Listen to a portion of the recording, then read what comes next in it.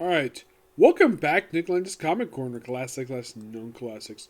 This is episode number 1583, and Doubleshot number 1477.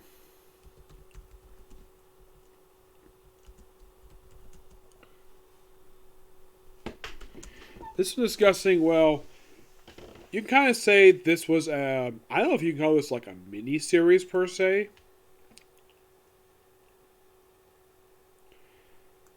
Because, well,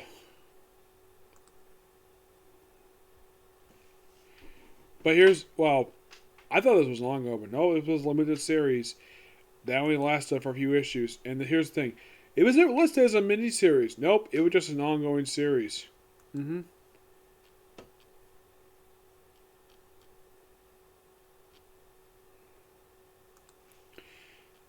Now, this is basically... Okay. Just checking something here. Okay, this one is focusing on a character that I was kind of surprised they gave this guy a book, given the fact he just appeared in the pages of Deadpool at the point this comic came out. And this is Foolkiller. Yep, Foolkiller by Max Bremis. Yes, seriously. A guy who's this crazy who kills fools. By the way, his is not his original look. Nope, his original look is actually a lot sillier than this.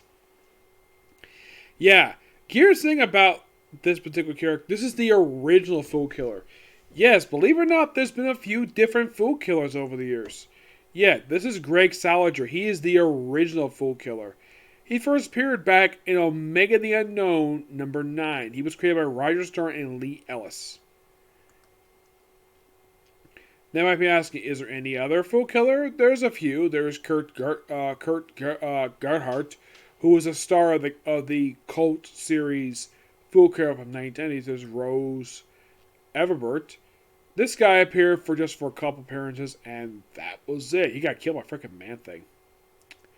Yeah, he appeared back in 1973. And there's also the one from the Max Universe. But yeah, Gregory Salinger is the original one. Actually, no, he's actually the second one. Yeah, Russ Eberwer is the original one. He made his debut just a few years prior to him. Yeah. This is simply put what Foolkiller was up to after he left the Marks Money.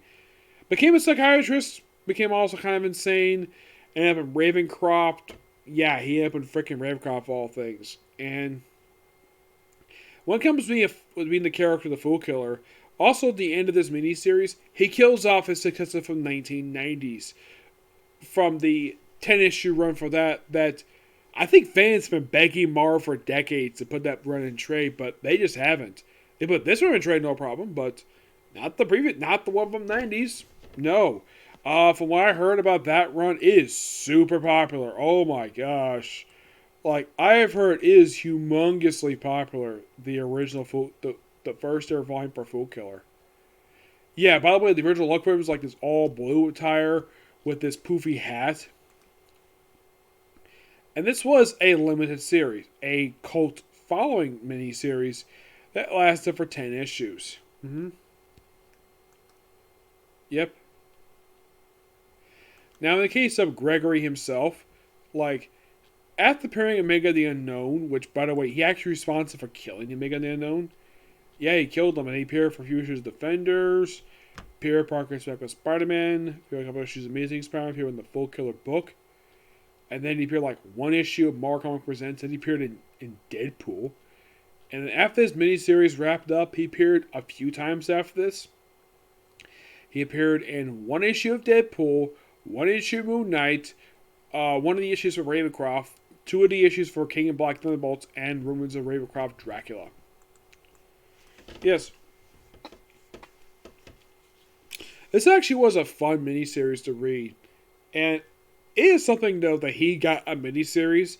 I believe Soul got one too, but his got canceled quickly after a handful of issues. Surprisingly, the only member with Merck's Money who did not get a series out of Merck's Money was Terror Incorporated. Yeah, he was the only one who did it, surprisingly. And he was a character who also had book back in the 90s as well. Yeah. And I'm going to give this... Now, this book is... Now, this is what it gets. It's on Maximum. It's the artwork is done by Doubleshot. Now, the thing with Foolkiller is that he is a trained psychiatrist. Yes, seriously.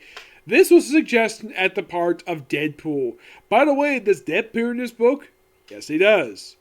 And here's the thing. At the end of this miniseries, Foolkiller kills his 90s successor. Yep, he dies at the end of the miniseries. It's a pretty good miniseries for what it is. I'm going to give the book a 9 out of 10. Just pure fun. Alright, next up is a really good one. This is Iron Fist, The Phantom Limb. The second and most recent book released for Iron Fist. Yes. Now this book, this was actually a digital first book that came out right after the cancellation of his ongoing series at issue 80. That series had abruptly ended. This is one of a few they published. The other, of course, being the one for Luke Cage, Jessica Jones, and Cloak and Dagger, believe it or not. This is done by Clay McLean Chapman, who is, by the way, the writer behind Scream, Curse of Carnage. And the artwork was done by Guillermo Sana. Now, the whole thing of the Phantom Limb is that at the start of the miniseries, Iron Fist loses one of his hands and becomes like a demonic hand, though he does get back into the miniseries. He does work with Luke Cage in this whole miniseries. It's just pretty good. I thoroughly enjoyed it. I kind of wish this was ongoing instead of being a digital first book. But at the time, I don't think Marvel freaking cared about it. I mean, they published the ongoing series for Iron Fist. I will eventually cover those final 3 issues. I've decided to basically cover those when I'm going to discuss the tie-in books for Damnation. No, I've discussed Doctor Strange time, but I'll discuss the rest in a future video. Pretty good series for what it is, and not really much else to say. Just basically Iron Fist battling a demonic hand. But it's something interesting and something different for Iron Fist. Though at the end of it, he does get back his hand, and everything is back normal. But again, this was a really interesting idea. This book, a 9 out of 10. And since I've reviewed this book here, you're probably thinking, okay, have I reviewed everything for Iron Fist? No, I haven't yet. You're probably thinking, okay, what else is there left? You practically reviewed almost everything for Iron Fist. You reviewed the original ongoing series, thanks to our Epic Collection. There's also the Return of Kung Long, which collected a lot of his other miniseries he had over the years. Okay, Immortal Iron Fist, there's this book, the most recent Iron Fist book, which I still haven't finished reviewing that yet.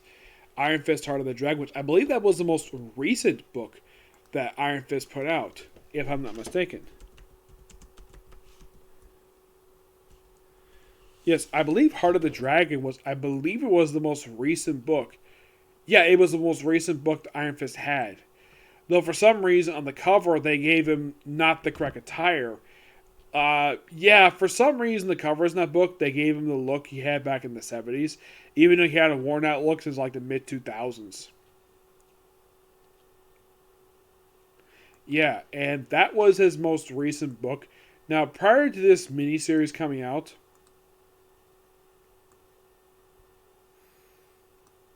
let's see if I can find it here.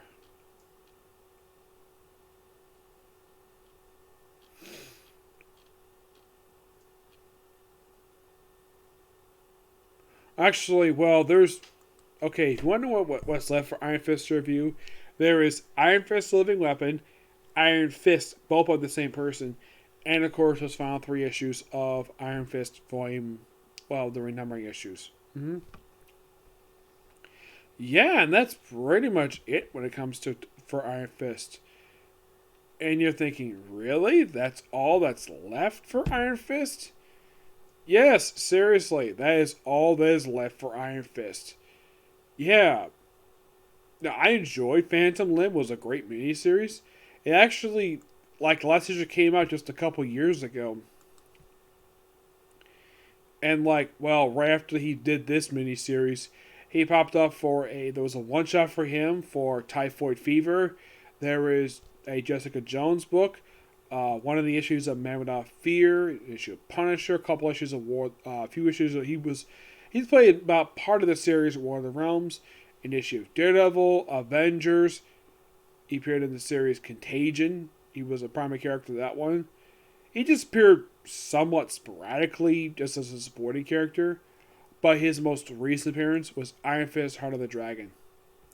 Yeah, that was by far his most recent appearance to date. Was that miniseries? Mm-hmm.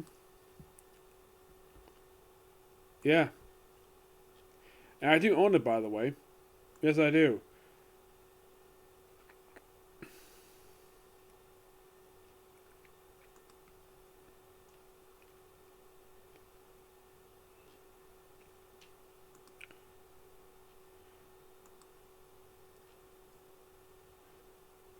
But yeah, not much else to say about. Actually, also there is also the Immortal Weapons miniseries. Mm-hmm. Yeah, that is by far the only else I can personally think of that I have left to review. Just that miniseries. Mm-hmm. But yeah, that's it for review, and that's gonna be a video today. Unless somehow I put out another book today, this is gonna be video today. This will be pretty much it for today. So what about tomorrow? Probably more comic corners. Okay, see you next video. Bye.